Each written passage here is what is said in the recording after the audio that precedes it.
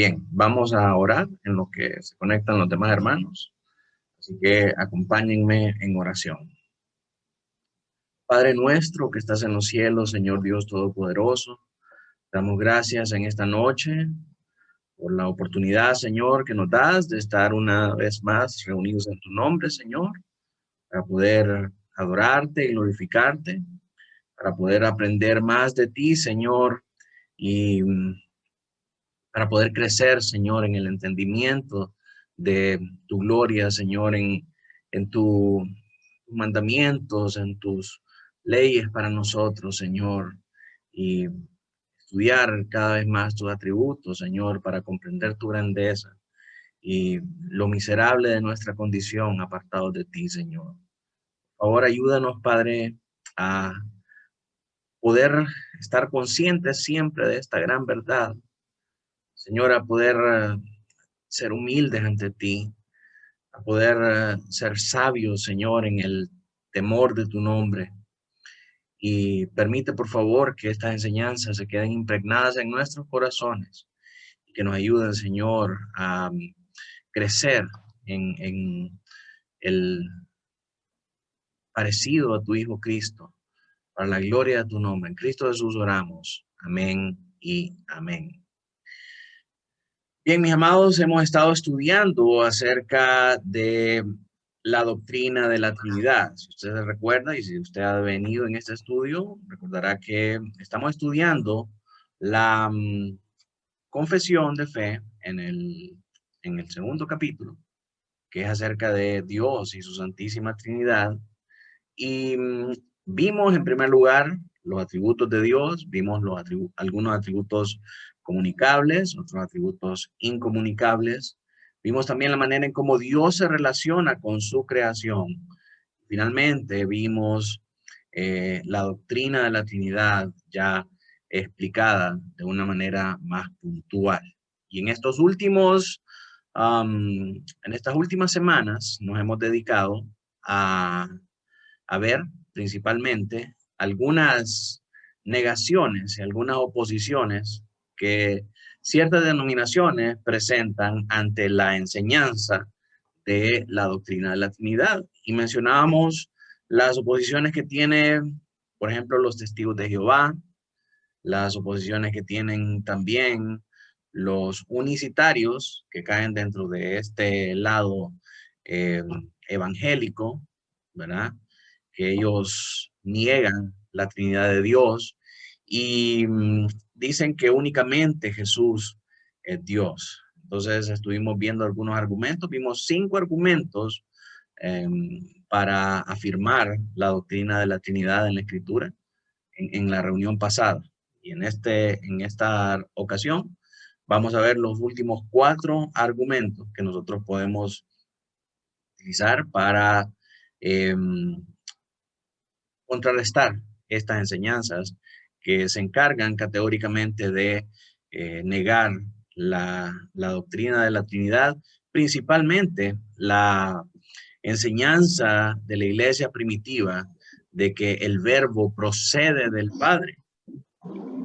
Ambos son en esencia el mismo Dios, pero que uno procede del otro sin ser diferente, diferente en esencia, ¿verdad? Y de diferente condición, sino que solamente difiere en su rol, en su manifestación y en su función dentro de esa Trinidad. Pero antes de pasar a estos otros 4 argumentos que nos hace falta ver, quisiera llevarlo por una eh, por un recorrido a través de las diversas civilizaciones para que comprendamos nosotros de dónde viene el argumento de los testigos de Jehová y cómo podemos nosotros contrarrestarlo con la misma escritura. Así que quiero compartirle aquí mi pantalla, una pequeña presentación que he preparado para usted, para que podamos repasarla juntos. No sé si pueden ver ahí mi pantalla. ¿Estamos todos?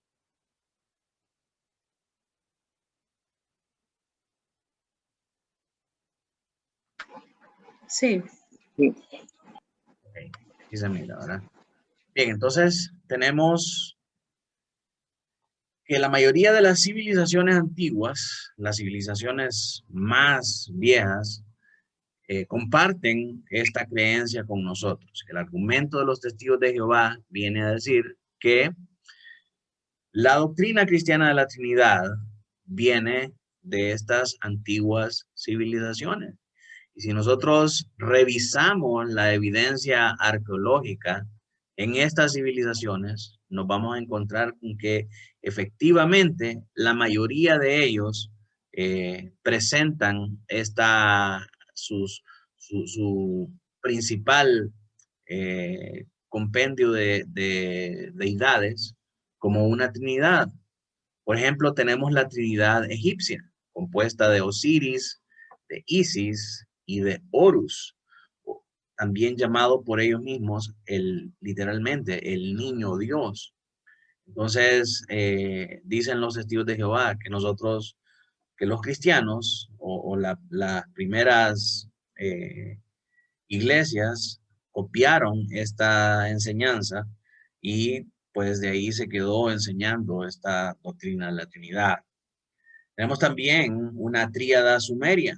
Los sumerios tenían esta tríada de dioses, primeramente Namu, que era el dios todopoderoso, y Namu creó al dios del cielo, An, y el dios de la tierra, Ki, que de este último descienden todos los hombres, y principalmente la civilización sumeria.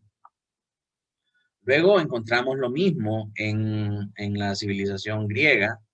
Ellos tienen una tríada de dioses compuestos por Zeus, el dios del cielo, Hades, el dios del inframundo, y Poseidón, el dios del mar.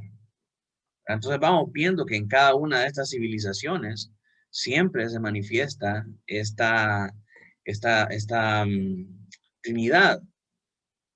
Vemos también en la cultura hindú lo que ellos llaman Trimurti, ¿verdad? Que es una trinidad también compuesta de Brahma, Vishnu y Shiva. Son las tres deidades principales de la religión hindú. Y así, cada una de estas religiones y cada una de estas civilizaciones, vamos a encontrar nosotros que todas aquellas personas, todo aquel grupo de personas que se ha dado la tarea de definir sus deidades, siempre terminan representando su deidad de esta manera tripartita, de esta manera trinitaria. ¿Ah? Entonces, cualquiera sin un conocimiento bíblico, sin un conocimiento del Dios verdadero, pudiera afirmar y pudiera concluir que los cristianos fueron los que copiaron estos modelos o este compendio de dioses para adaptarlos a su religión, a su culto, ¿verdad? Considerando que la iglesia cristiana comenzó a desarrollarse en el primer siglo después de Cristo, y vemos nosotros que estas civilizaciones son aún más viejas que el cristianismo. Pero, ¿qué hay de cierto en ese argumento? Pues si nosotros sabemos lo más básico de Biblia, podemos dar cuenta de que esto no es así. Vemos en Romanos una explicación para esta situación. Dice Romanos 1, del 18 al 25. Porque la ira de Dios se revela desde el cielo contra toda impiedad e injusticia de los hombres que detienen con injusticia la verdad. ¿Sí? La ira de Dios se revela desde el cielo. Dios revela que está airado contra el hombre porque el hombre definitivamente hizo algo malo para tener a Dios disgustado. Porque lo que de Dios se conoce, dice Romano, les es manifiesto, pues Dios se los manifestó. Dios se encargó de que cada persona en cada civilización, en cada cultura, en cada religión, supiera que hay un Dios en los cielos y que está airado contra los hombres y que los hombres necesitan venir a Él en arrepentimiento y lograr su reconciliación con ese Dios. Ahora, si bien es cierto, todos los hombres tienen este conocimiento, no todos los hombres tienen el conocimiento de la manera en cómo podemos hacer esa reconciliación con Dios. No hay nada que el hombre pueda hacer para reconciliarse con Dios. Nosotros sabemos eso por lo que el Evangelio nos muestra, por lo que el Evangelio nos revela. Pero este conocimiento, de alguna manera, dice Romanos 1, 18 y 19, que ya está intrínseco en el corazón del hombre, en la mente del hombre. Todos los hombres debajo del cielo conocen esto, que Dios está airado contra los hombres y que el hombre necesita hacer algo, despertar de esta realidad para buscar reconciliarse con Dios. Luego mire lo que dice el verso 20, porque las cosas invisibles de Él, su eterno poder y su deidad, se hacen claramente visibles desde la creación del mundo, desde toda la creación, desde el principio de la creación, está manifiesto y está revelado por Dios que Él es eterno, todopoderoso y que Él es el único Dios que existe. Y estas cosas están claramente visibles, dice Pablo en la epístola a los Romanos, desde la creación, siendo entendidas por medio de las cosas hechas, de modo que no tienen excusa. Nadie en esta vida, ni en la vida pasada, tiene una excusa para decir, yo no conocí a Dios, yo nunca conocí a Dios, yo nunca supe que había un Dios en los cielos que estaba airado y que yo tenía que buscar su perdón. A todos les ha sido revelado desde el cielo toda esta realidad acerca de Dios y ha sido hecho desde la creación, ¿verdad? Así que nadie tiene excusa. Dice el verso 21, pues habiendo conocido a Dios, no le glorificaron como a Dios, ni le dieron gracias, sino que se envanecieron en sus razonamientos y su necio corazón fue entenebrecido. Y profesando ser sabios, se hicieron necios. Cambiaron la gloria del Dios incorruptible en semejanza de imagen de hombre corruptible, de aves, de cuadrúpedos y de reptiles. Y esto lo vemos nosotros en la personificación de las deidades, por ejemplo, de Egipto, de las civilizaciones más antiguas. Ellos tenían ahí una representación para sus dioses en forma de todos los animales. Los chinos tenían al dios mono, tenían al dios, qué sé yo, cigüeña, al dios serpiente, y muchas otras cosas más. Los mismos mayas adoraban a la serpiente emplumada, que se llamaba Kukulcán. Entonces, vemos que en vez de darle la gloria a Dios, ellos fabricaron sus propios dioses y le dieron la gloria a estos dioses en vez de dárselas, en vez de darle esa gloria al único Dios eterno, todopoderoso y el único Dios en los cielos. Por lo cual dice, también Dios los entregó a la inmundicia, a las concupiscencias de sus corazones, de modo que deshonraron entre sí sus propios cuerpos, haciendo sacrificios humanos y haciendo toda clase de vejámenes en detrimento de la vida de las personas, ya que cambiaron la verdad de Dios por la mentira. Y una verdad de Dios que había sido revelada, pero ellos no quisieron esa verdad. Cambiaron esa verdad, se hicieron sus propios dioses a la misma manera que Israel en el desierto, haciendo el becerro de oro, y deshonraron sus cuerpos, no le dieron gloria a Dios. Y dice Pablo también, honrando y dando culto a las criaturas antes que al Creador, el cual es bendito por los siglos. Amén. Entonces, ¿cómo es que todas estas civilizaciones llegaron a tener este conocimiento de un Dios trino? Porque Dios se lo reveló, porque Dios les manifestó eso desde el principio de la creación. Si el hombre fue hecho a la imagen y semejanza de Dios, esa imagen de Dios, esa imago Dei, como se conoce en la teología, tiene impreso el carácter y el corazón de Dios. Entonces, algo dentro de nosotros nos habla y nos da testimonio de que hay un Dios en los cielos que es todopoderoso y que es el único Dios y que no hay otro más. Y podemos saber por la herencia y nuestra sangre desde Adán que ese Dios está airado contra nosotros, que tenemos que hacer algo para eh, reparar nuestra condición con Él. Entonces, todas esas cosas están manifiestas a la creación desde el principio. Están manifiestas a los hombres desde el principio de la creación, dice Pablo, y ninguno tiene excusa.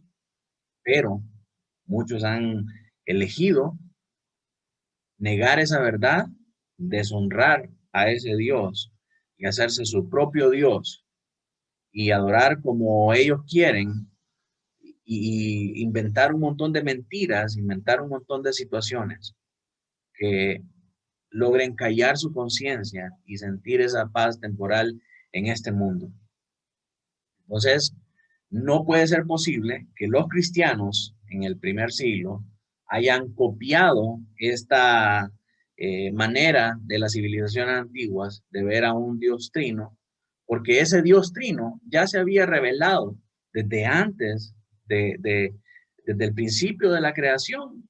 Entonces, no fue que los egipcios inventaron esto, no, Dios ya se había manifestado desde antes de los tiempos como un Dios trino, y por consiguiente todas las civilizaciones que vinieron después comenzaron a copiar ese modelo y a darle diferentes nombres para hacer, para justificar los pecados y las concupiscencias de su propio corazón.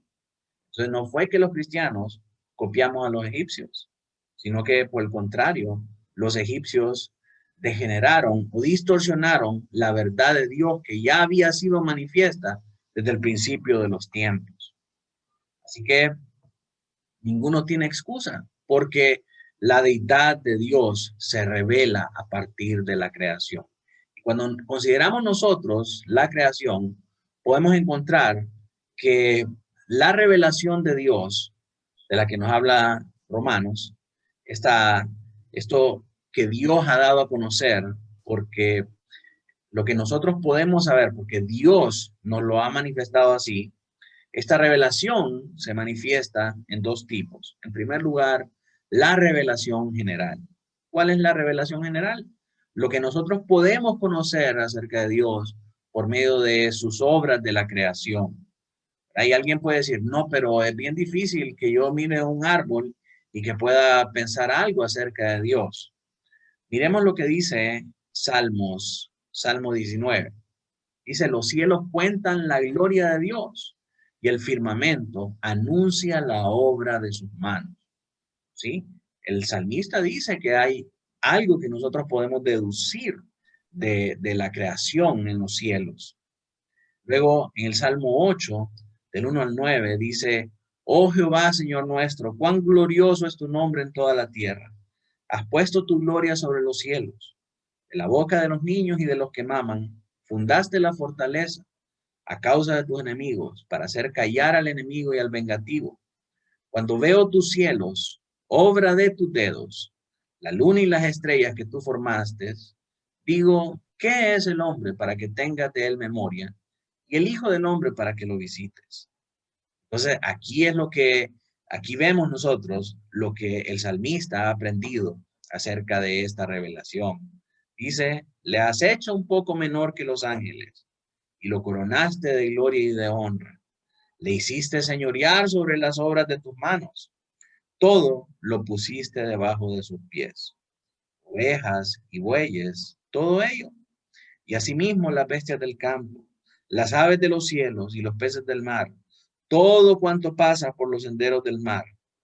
Oh Jehová, Señor nuestro, cuán grande es tu nombre en toda la tierra. Y es algo bien interesante acerca de este salmo, es que antes de que se tuviera un conocimiento profundo o un conocimiento más consciente acerca de las corrientes marinas, ya en la Biblia estaba escrito que habían senderos que pasaban por el mar. Y la persona, el científico que descubrió esto de las corrientes marinas, se basó en este pasaje para poder hacer ese descubrimiento de que ahí en el mar habían corrientes que llevaban con una dirección. Y cuando se empezó a mapear y a designar todas estas corrientes marinas, empezó formalmente lo que es el comercio marítimo mundial a tomar forma, porque gracias a las corrientes los barcos pueden navegar de una manera más expedita por el mar.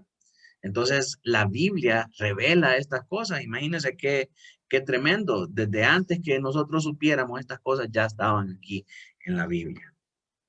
Entonces, esta es la revelación general, lo que nosotros podemos saber viendo la creación.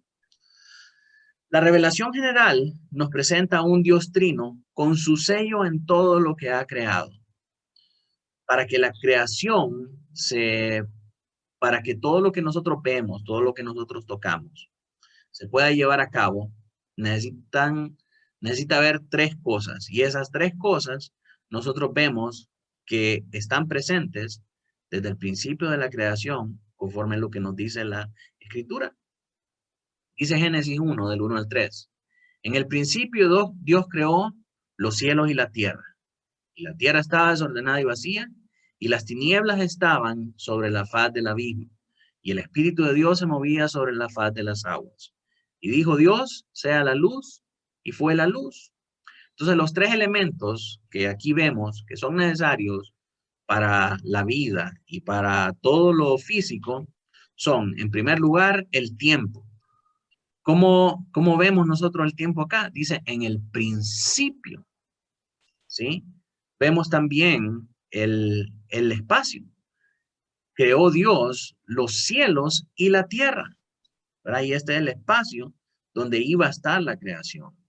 Y luego la materia, ¿verdad? A partir de estas cosas, Dios comienza a poner todas las cosas en ese espacio que había creado, en eh, ese lienzo de espacio y tiempo.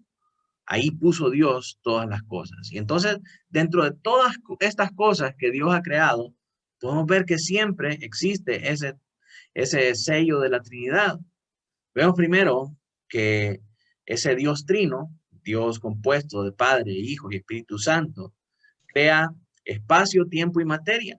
Y cuando nos vamos a analizar el espacio, vemos que el espacio está conformado de largo, alto y ancho. Esas tres dimensiones componen todo lo que nosotros conocemos como creación. Cuando nos vamos a analizar el tiempo, vemos también que el tiempo tiene el sello de la Trinidad, porque el tiempo puede definirse como pasado, presente y futuro. Y si nos vamos a la materia, dicen los científicos que todo lo que es materia es lo que, ¿cómo dice la definición? Materia es todo lo que ocupa un espacio. Y la materia puede existir como sólido, como líquido y como gas. Entonces, vemos que en todos estos tres componentes está el sello de la Trinidad de Dios. Dios, siendo un Dios trino, imprimió su sello en todo lo que hizo. A pesar de tantas cosas que nos revela la creación, hay algo que no podemos entender nosotros solamente con la revelación general. Y eso es que la revelación general no nos revela la manera en la que nosotros podemos ser salvos. Necesitamos otro tipo de revelación que nos revele la manera en cómo nosotros podemos ser salvos. Esa revelación es la revelación especial. La revelación especial es la que Dios nos ha dejado a través de sus manifestaciones en tiempos pasados y en la Escritura ahora para nosotros. Están registradas en la Escritura para nosotros. La pregunta número 7 del Catecismo Bautista dice, ¿Qué enseñan principalmente las Escrituras? ¿Qué enseña esta revelación especial? Y la respuesta es, las Escrituras enseñan principalmente lo que el hombre debe de creer acerca de Dios y el deber que Dios requiere del hombre. Lo que el hombre debe de creer acerca de Dios y el deber que Dios requiere del hombre. Y vemos en los versos de apoyo, Juan 20:31, por ejemplo, dice, pero estas cosas se han escrito para que creáis que Jesús es el Cristo, el Hijo de Dios, y para que creyendo tengáis vida en su nombre. Entonces la revelación especial nos presenta a Cristo para que podamos creer en Él, y al creer en Él, entonces podamos tener salvación y podamos aplacar la ira de ese Dios airado contra el pecado del hombre. Hechos 24:14 dice, pero esto te confieso, que según el camino que ellos llaman herejía, así sirvo al Dios de mis padres. Este es Pablo ante Félix y le está diciendo que lo que algunos llaman herejía, para él esa es la verdad, es el camino que él sirve al Dios de sus padres, es el camino por el cual él sirve al Dios de sus padres, creyendo todas las cosas que en la ley y en los profetas están escritas. ¿Verdad? En la ley y los profetas están los mandamientos y está la voluntad de Dios para el hombre. Primera de Corintios 3:11 dice, porque nadie puede poner otro fundamento que el que está puesto, el cual es Jesucristo. La revelación de Cristo está contenida en esta revelación especial de las Escrituras. Eclesiastés 12:13 es un verso que me gustó muchísimo. Dice, el fin de todo el discurso oído es este. Teme a Dios y guarda sus mandamientos, porque esto es el todo del hombre. ¿Cuáles son los mandamientos del Señor? Bueno, esos mandamientos no están revelados en la creación, no están manifiestos en la revelación especial, sino que están manifiestos en la revelación especial, en la escritura, en las tablas de los 10 mandamientos que Dios le dio a Moisés en el Sinaí. Entonces, ¿cómo vemos todo este plan redentor en la Biblia? ¿Qué nos revela la Biblia acerca de ese Dios trino, todopoderoso, la única deidad que hay en el cielo? ¿Qué nos revela la Biblia acerca de él? Juan 1, del 1 al 3 dice, en el principio era el verbo, y el verbo era con Dios, y el verbo era Dios. Vemos dos personas aquí. Vemos al verbo que cumplía una función diferente a Dios, pero nos dice al mismo tiempo que aunque son distintos, son uno solo. Este era al principio con Dios y todas las cosas por él fueron hechas. Y sin él, nada de lo que ha sido fue hecho. Entonces nos dice que este verbo estaba desde el principio con Dios y que este verbo fue co-creador junto con Dios para hacer todas las cosas que nosotros ahora vemos y podemos contemplar.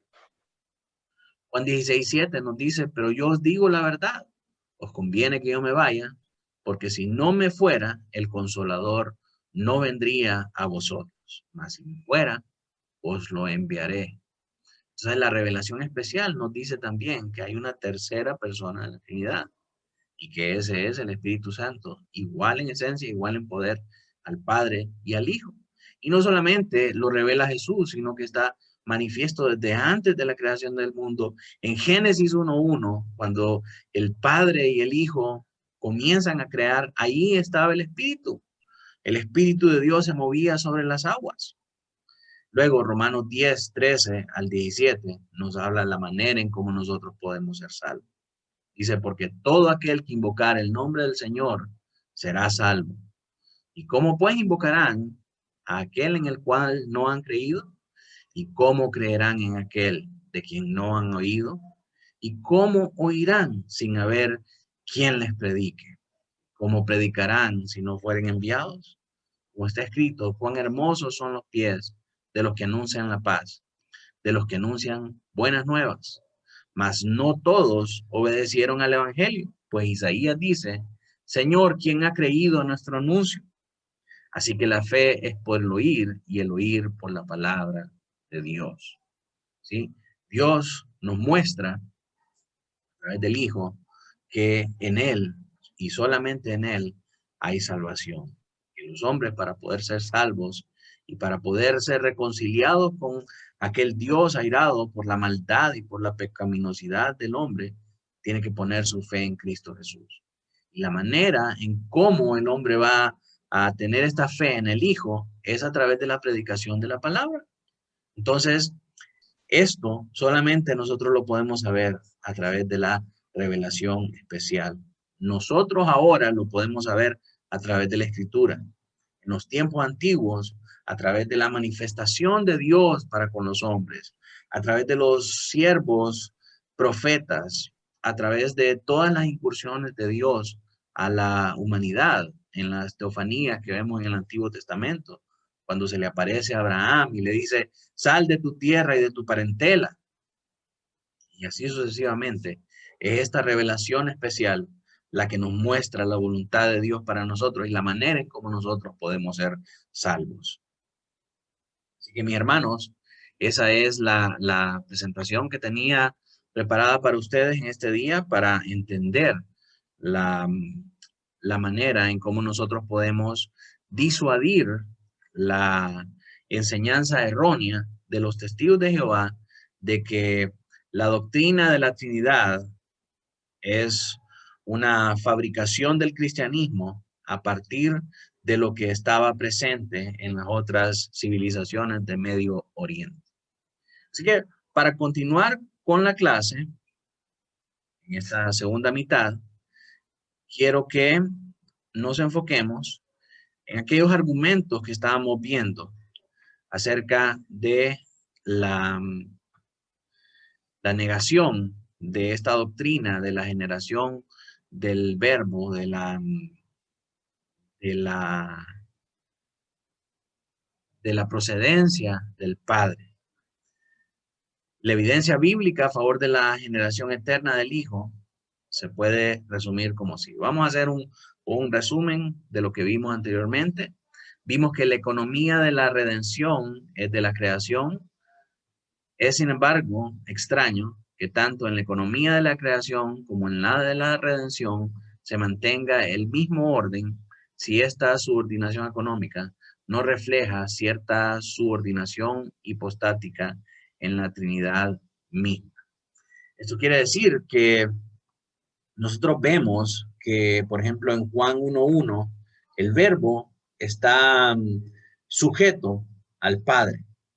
Ahora vemos que Jesús durante su ministerio en la tierra estaba sujeto y era obediente al Padre. Sin embargo, el que él sea obediente al Padre o sujeto al Padre no significa que Jesús es inferior al Padre. ¿Verdad? Significa que en su manifestación temporal, en esta subordinación hipostática, como la llama aquí esta enseñanza, es decir, en este tiempo del ministerio de Jesús, cuando era 100% hombre y era 100% Dios, durante ese ministerio, él estaba temporalmente sujeto al Padre, subordinado al Padre, pero en ningún momento deja de ser Dios. Es simple y sencillamente una manifestación distinta, la manifestación del Hijo en cuerpo humano para ser ofrecido en sacrificio, para aplacar la ira de él mismo. Es Dios, hombre, ofrecido en sacrificio para el perdón de nuestros pecados. Y aunque hay una subordinación temporal, hay una sujeción temporal al Padre, eso no significa que Jesús es menor al Padre. Eso significa que son uno solo y que Jesús está cumpliendo con una manifestación para la redención de la humanidad. Y vemos varios versículos de eso, ¿verdad? Hablamos de Juan 1, del 1 al 3, Hebreos 1:2, Primera de Corintios 8:6. En el segundo inciso, vimos que la Biblia enseña explícitamente que el Hijo es engendrado. O esto quiere decir que se deriva o que procede del Padre. Y hablamos como esto es muy importante que nosotros lo entendamos y que lo expresemos así, porque desde el principio la iglesia se ha encargado de presentar esta doctrina de esta manera, que el Hijo fue engendrado por el Padre. Porque si nosotros no lo explicamos de esta manera, cualquier otra palabra que usemos ahí, nosotros estaríamos cayendo en la enseñanza de que Jesús es una criatura. Si Jesús fue creado por el Padre, en vez de ser engendrado, significa que Jesús es inferior al Padre, que Jesús es una criatura más, ¿verdad? Con mayores atributos que los hombres quizás, pero que es creado. Y al decir que Jesús es creado, lo que nosotros estamos diciendo es que Jesús no es Dios, sino que Jesús es una criatura. Estaríamos cayendo en lo mismo que creen los testigos de Jehová.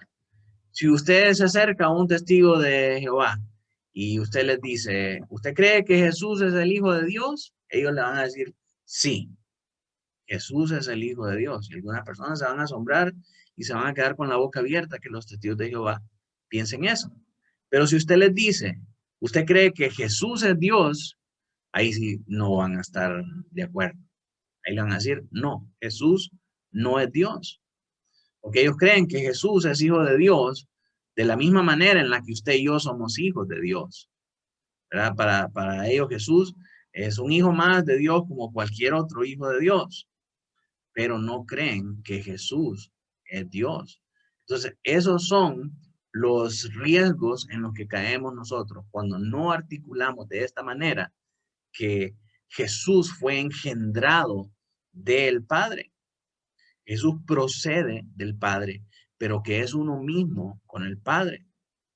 Entonces, es muy importante que nosotros recordemos eso. Jesús fue engendrado del Padre, tal como lo menciona el credo de los apóstoles.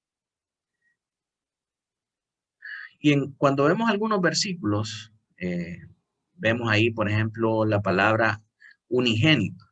Se refiere a Jesús como el Hijo unigénito del Padre. Y unigénito se refiere precisamente a ese carácter de engendrado por el Padre.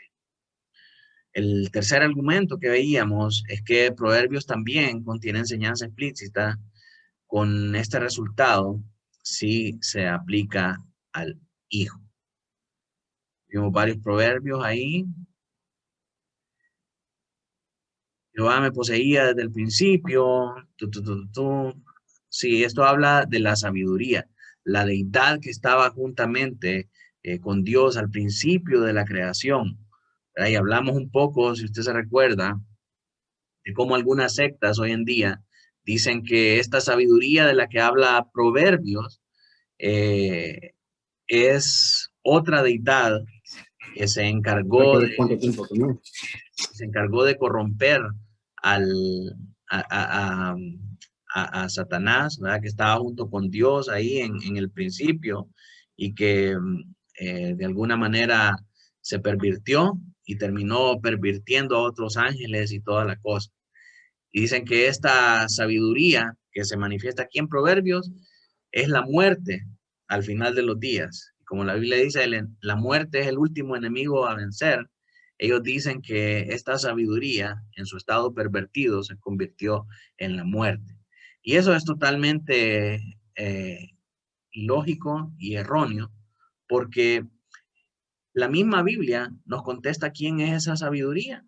Y vemos que, por ejemplo, Primera de Corintios 1:24, Pablo nos dice que Cristo es la sabiduría de Dios. Entonces, con este entendimiento de que Cristo es la sabiduría de Dios, nosotros podemos interpretar en Proverbios 8:22 al 31 que esa sabiduría de la que está hablando ahí es Cristo. Estaba en un principio con el Padre, que es eterno igual que el Padre y que procede de él para manifestar todas estas cosas a su creación. Cuarto argumento, dijimos que hay muchas personas que se encargan de decir que esta palabra hijo solamente se usa en el Nuevo Testamento. Y que, que esta palabra hijo no se utiliza nunca acerca de Cristo preencarnado. Cuando nosotros vemos a Cristo en aquella eternidad pasada, no se habla de él como hijo, pero podemos ver que en algunos casos en el Nuevo Testamento sí se habla del Padre. Y al hablar del Padre en el Nuevo Testamento, necesariamente está involucrando que el Padre es Padre porque hay un Hijo, ¿sí? Entonces, aunque no se use la palabra hijo desde la eternidad pasada, el hecho de que se use la palabra Padre significa que también había un Hijo. Porque ese Padre es Padre porque tiene precisamente un Hijo. Y hay varios versículos bíblicos ahí que confirman esto, ¿verdad? Así que no podemos tomar como válido ese comentario de que la palabra hijo no se usa para referirse a Jesús en la eternidad pasada. Y en quinto lugar, el término hijo nunca... en quinto lugar, siempre este término hijo nunca se usa del Cristo reencarnado.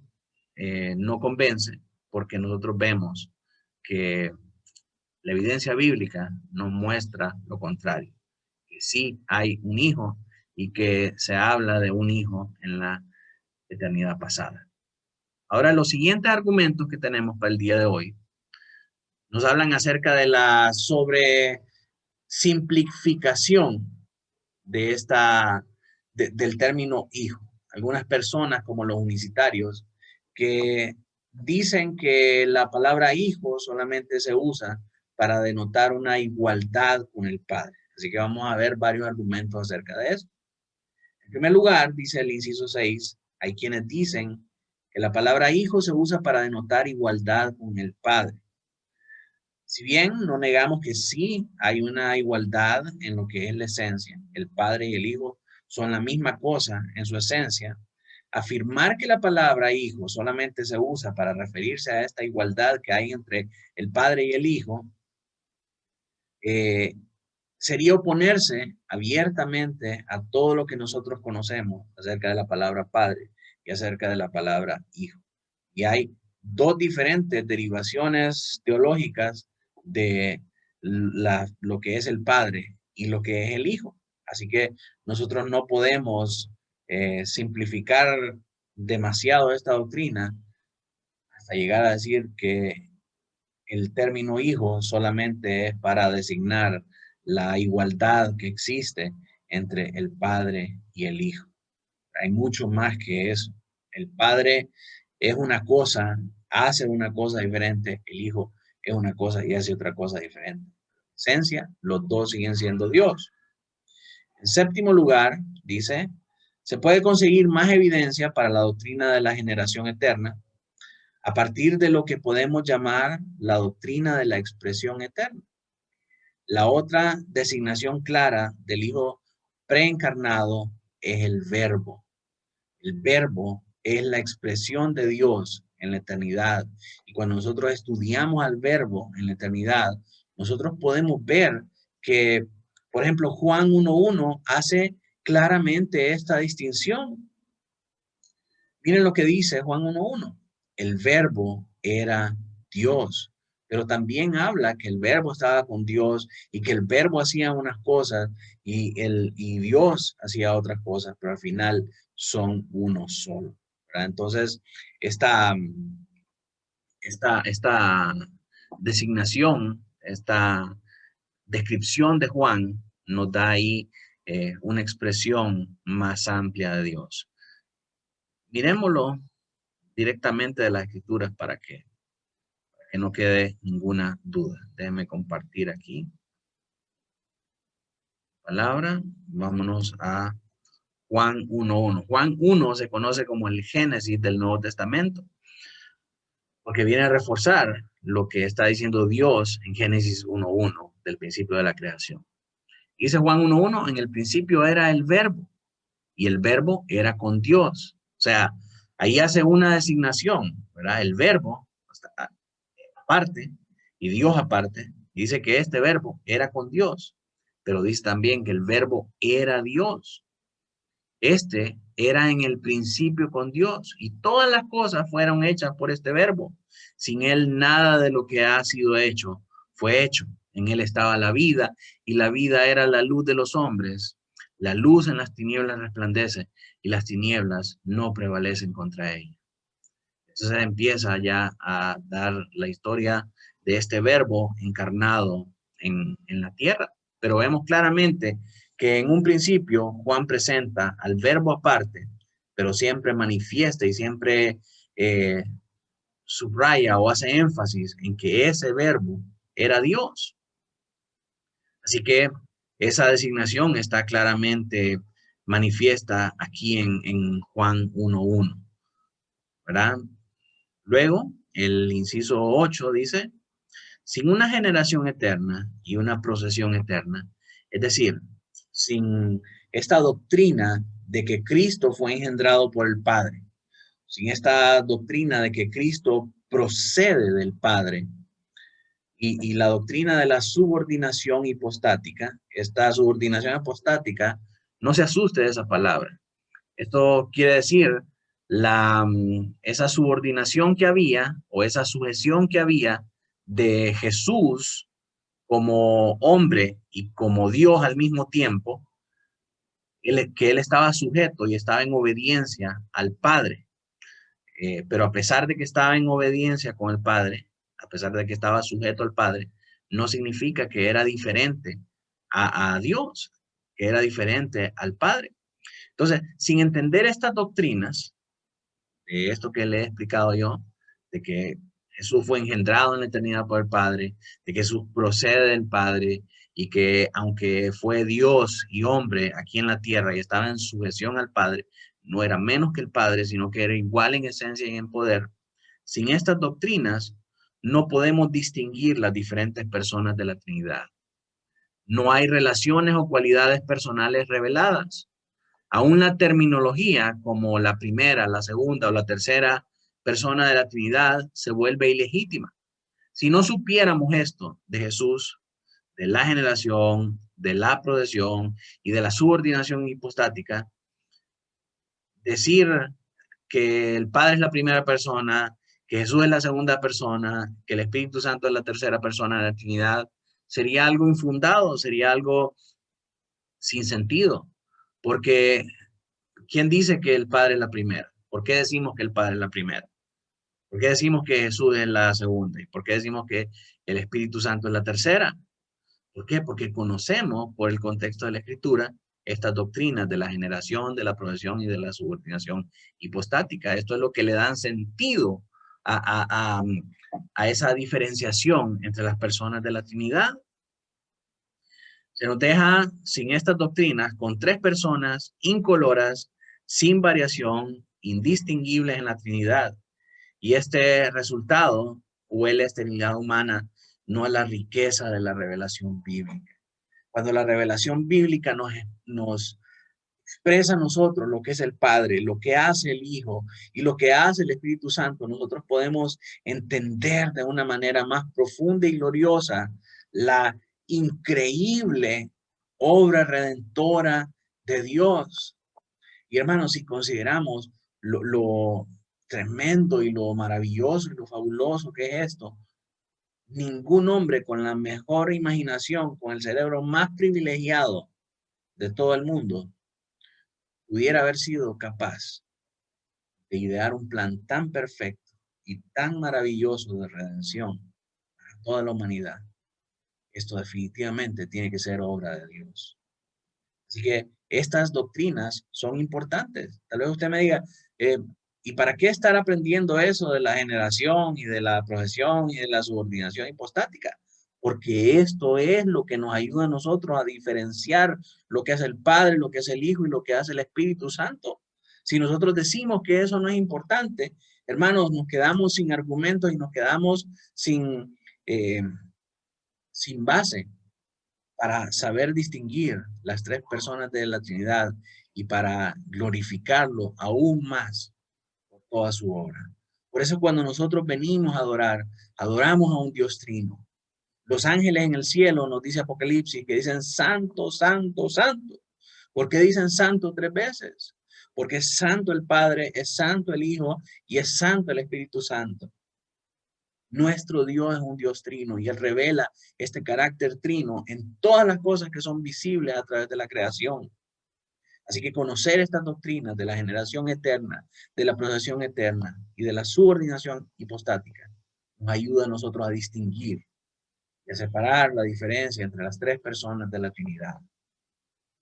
Por último, eliminar la paternidad eterna y real, el carácter de Padre de Dios, como Padre eterno y un Padre real, y eliminar esa filiación eterna, es decir, el carácter de hijo de Jesús, ese carácter de hijo en forma eterna y en forma real, reduce la gloria del amor del Redentor.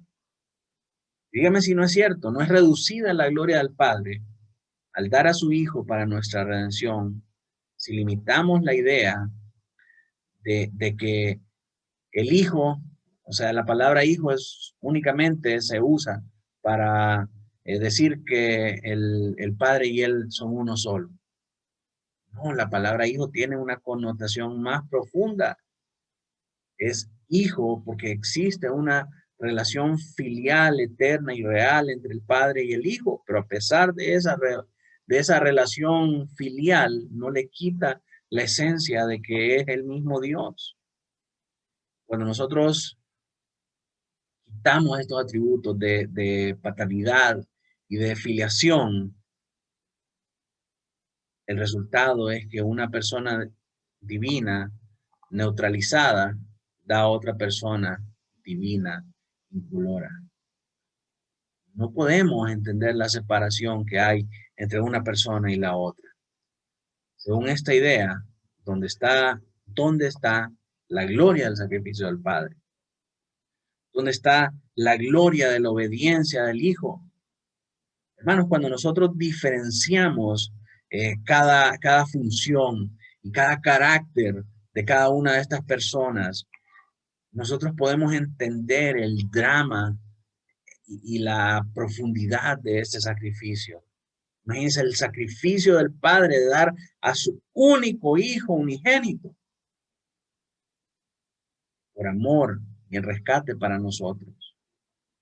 Imagínense ahora la obediencia perfecta del Hijo, de ser obediente al Padre en todo, de guardar sus leyes, de guardar sus mandamientos, de hacer su voluntad a grado tal, o sea, de obedecerle al Padre a grado tal de dar su propia vida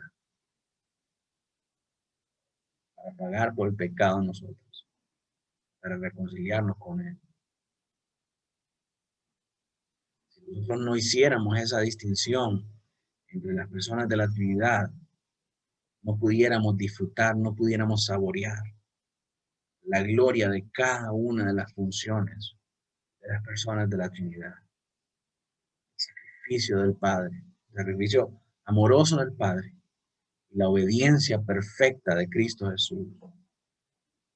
La tendencia a dudar de esta generación eterna y la profesión eterna disminuye sin duda la gloria del Evangelio. Decir que la padre e hijo son únicamente sinónimos de la misma cosa, quitar toda esta historia, todo este drama, toda esta pasión del Padre y del Hijo por manifestar su gloria. Entonces, definitivamente, cuando nosotros entendemos estas doctrinas, la generación, la procesión, la subordinación hipostática, y entendemos a cada una de las personas de la Trinidad, nosotros podemos apreciar aún más nuestra salvación. Podemos apreciar aún más lo que la palabra nos revela acerca de Dios. Que no podemos en ninguna manera negar lo que la Biblia nos dice acerca de la Trinidad. Esto no es un invento de teólogos, es algo que está manifiesto en la Escritura desde su comienzo hasta su final. Si bien es cierto, no encontramos la palabra Trinidad en la Biblia, la Trinidad está impresa en cada página y es manifiesta en cada una de las obras de la creación. Así que, mis hermanos, con esto concluimos nosotros nuestro estudio acerca de la Trinidad. Quisiera saber si hay alguna pregunta al respecto.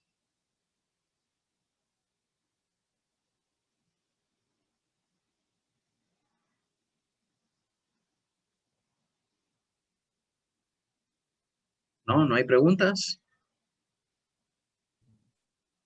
Yo no, pastor. No. Okay. Bien. Vamos a orar entonces, hermanos, para terminar. Alejandro, ¿estás por ahí? Sí, sí. Si nos diriges en oración para terminar, por favor. Listo. Oremos, hermanos. Gracias, Señor Jesús, por la oportunidad que nos das de tener el tiempo, de poder aprender un poco más de ti, Señor, de aprender estas doctrinas que son indispensables y necesarias para tener un mejor conocimiento tuyo, Padre. Siempre hay cosas que aún no sabemos, que aún no entendemos. Permítenos tener una mente receptiva para que podamos comprender todas estas cosas, Señor, que solamente es con tu discernimiento y tu sabiduría. Así que te pedimos de que lo que hemos aprendido lo podamos retener para nuestro beneficio. Tu nombre santo te lo pedimos. Amén y amén.